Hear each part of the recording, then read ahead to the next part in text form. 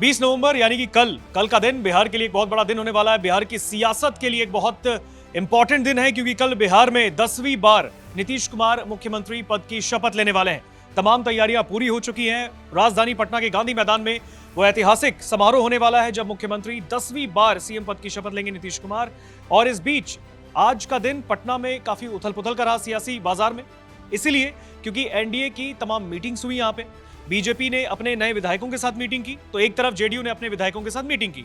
बाद में कंबाइन मुलाकात, एक बैठक हुई बिहार विधानसभा में, जहां पर एनडीए के तमाम नए विधायक पहुंचे, तमाम शीर्ष नेतृत्व के नेता पहुंचे। इस बीच कई बातें सामने निकल कर आ रही हैं। सवाल एक ये भी है कि जब शपथ ग्रहण कल बिहार में होगा, नीतीश कुमार जब 10वीं बार सीएम पद की शपथ लेंगे, तो क्या विपक्ष का कोई बड़ा चेहरा वहां पर मौजूद होगा?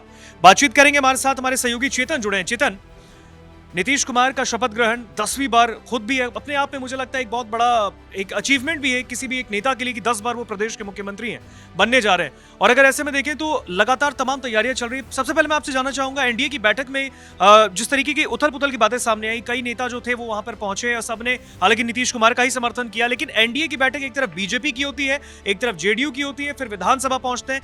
क्या है पूरा अपडेट अब तक का? देखिए, बिहार विधानसभा सेंट्रल हॉल में जब ये नीतीश कुमार को एनडीए विधायक दल का नेता क्योंकि अब चुन लिया गया, ये एक बहुत बड़ी अपडेट है। हालांकि अगर हम बहुत ज़्यादा फॉर्मली में ना जाए, इनफॉर्मल अगर हम बात करें, तो ये सबको पता था कि क्या कुछ होने वाला है। लेकिन ये जो जानकारियां ये औपचारिक रूप से अगर आपको दें, तो ये एनडीए की दल की जो बैठक हुई, उसमें बीजेपी के नेता रहे, जो घटक दल हैं एनडीए के उसके नेता रहे, और इसी के साथ जदयू के जो विधायक जो चुन के आए हैं वो रहे। सभी ने सर्वसम्मति से विधायक दल का जो नेता है उसको चुन लिया है नीतीश कुमार को। यानी कि अब ये साफ हो गया है कि नीतीश कुमार ही पटना के गांधी मैदान में, जहां पर भव्य तैयारियां जो हैं लगभग पूरी कर ली गई हैं, वहां पर शपथ ग्रहण करने वाले हैं। और 10वीं बार, क्योंकि ये अपने आप में जिस तरीके से आपने जिक्र किया ऋतिक, अपने आप में एक भारी भरकम रिकॉर्ड है, एक बड़ा रिकॉर्ड है।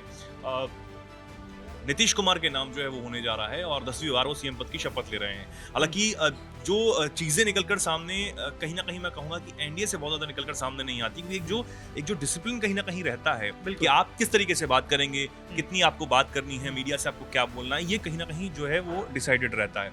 यहाँ बिहार में भी इस तरह की चीजें हमें देखने को मिली।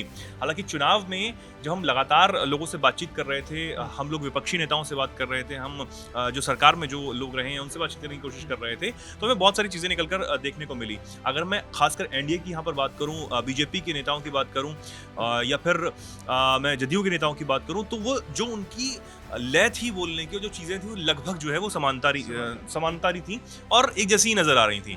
अब जिस तरीके से लगातार ये सवाल दागे जा रहे थे कि क्या नीतीश कुमार ही होंगे मुख्यमंत्री, ये एक बहुत बड़ा सवाल जो है वो विपक्ष ने एक फेंकने की जो है वो कोशिश की जनता की तरफ।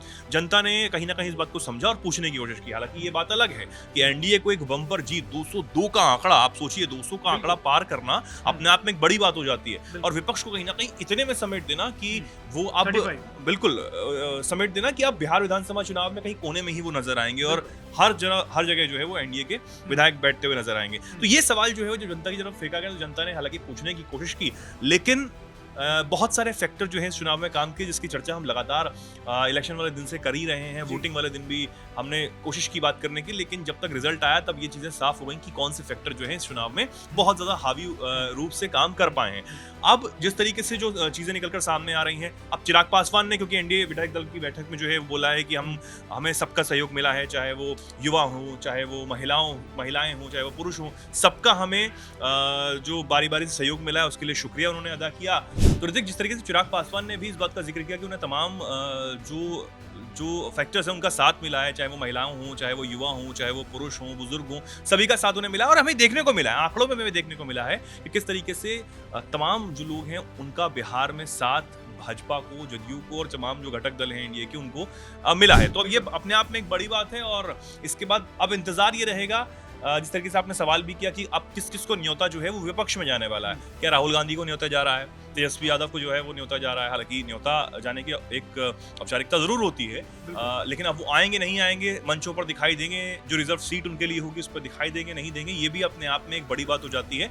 और इसके अलावा तेजस्वी यादव की बात करूँ, राहुल गांधी की मैं बात करूं, पीके प्रशांत किशोर एक बड़ा नाम जो है बिहार की राजनीति में जरूर उभरने की उन्होंने कोशिश की। हालांकि जब बीते दिन उन्होंने एक प्रेस कॉन्फ्रेंस की और उनसे पत्रकारों ने जब सवाल की कि अब आप क्या इस्तीफा दे देंगे, तो बोले मैं किस पद से इस्तीफा दूं, मैं तो किसी पद पे भी नहीं हूं, मैं पार्टी में किसी पद पे नहीं हूं, किस पद से इस्तीफा दूं।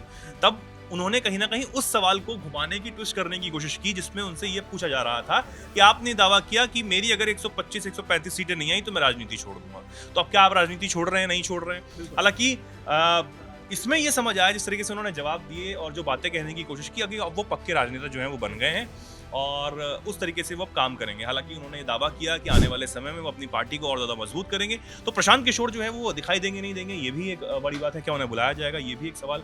और इसी के साथ ओवैसी, क्योंकि वो भी एक बड़ा फैक्टर जो है वो उभर कर सामने आया है। हालांकि कई लोग ये जानना चाहते होंगे कि भाई ओवैसी को क्या बुलाया जाए, नहीं, लेकिन नेता प्रतिपक्ष के रूप में अगर जो नाम सामने आ रहा है वो भी तेजस्वी भी ज्यादा लाइमलाइट, तेजस्वी यादव का नाम सामने आ रहा है, वो ज्यादा ही इस वक्त लाइमलाइट। एक सवाल चेतन आपसे मेरा ये है कि इस बार का जो शपथ ग्रहण है वो राजभवन में नहीं, गांधी मैदान में है। क्या इसको एक तरीके से देखा जाए कि एनडीए शक्ति प्रदर्शन कर रहा है विपक्ष को दिखाने के लिए, और क्या बंगाल में भी मैसेज क्लियर किया जा रहा है? क्योंकि प्रधानमंत्री मोदी का एक बयान सामने आया था, उन्होंने कहा था कि गंगा मैया ने हमको आशीर्वाद दिया है, बिहार में सरकार बन गई है, अब बंगाल जो है, गंगा मैया जो है बिहार के रास्ते ही जाती हैं, तो अब हमारा अगला पड़ाव बंगाल है। तो एक तरीके से शक्ति प्रदर्शन के तौर पर देख रहे हैं क्या गांधी मैदान में ही शपथ ग्रहण क्यों?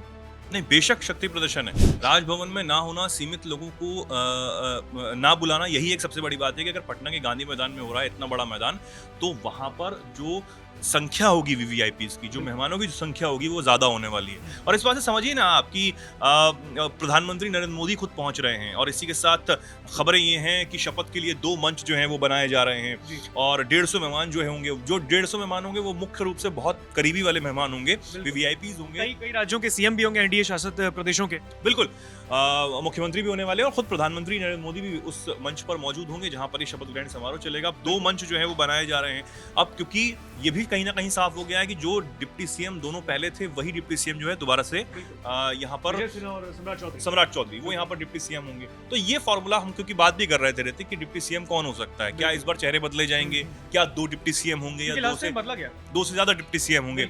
लास्ट टाइम बदला गया था, बिल्कुल ये सवाल। हालांकि ये सवाल अब तो क्लियर ही हो गया कि 2 डिप्टी सीएम होंगे और वही पुराने वाले चेहरे आपको नजर आएंगे। लेकिन मंत्री मंडल में कौन कौन शामिल होगा वो भी अपने आप में बड़ी बात है। कल बीते दिन खबर आई थी कि भाजपा ने कहीं ना कहीं इस बात का अनुरोध किया है कि मंत्रिमंडल को सीमित रखा जाए, छोटा रखा जाए। अब भाजपा की बात मानी जाती है, क्या ये सच खबरें हैं कि मंत्रिमंडल को छोटा रखने की बात की गई है? ये भी अपने आप में एक बड़ी बात है। और कौन कौन से ऐसे वो मुख्य चेहरे जो हैं वो मंत्रिमंडल में होने वाले हैं? ऐसी भी कोई चेतन खबर है कि कल ही डिप्टी सीएम भी दोनों शपथ लेंगे? देखिए, अभी तक ऐसी कोई जानकारी नहीं है, लेकिन हो सकता है कि वो भी शपथ लें। अब देखना होगा कि उनको कौन से मंत्रालय जो है अहम मिलने वाले हैं। सम्राट चौधरी को जो पहले अहम वित्त मंत्रालय दिया गया था, क्या उनको वो रिपीट होने वाला है? ये भी अब देखने वाली बात होगी। विधानसभा अध्यक्ष कौन होगा, ये भी इस पर नजर जो है वो बनी रहेगी। हालांकि बहुत सारी चीजें अभी हैं, लेकिन जो लगातार खबरें सामने आ रही हैं, फिलहाल यही अपडेट चल रहा है कि नीतीश जो है वो एनडीए विधायक दल के नेता जो है वो चुन लिए गए हैं।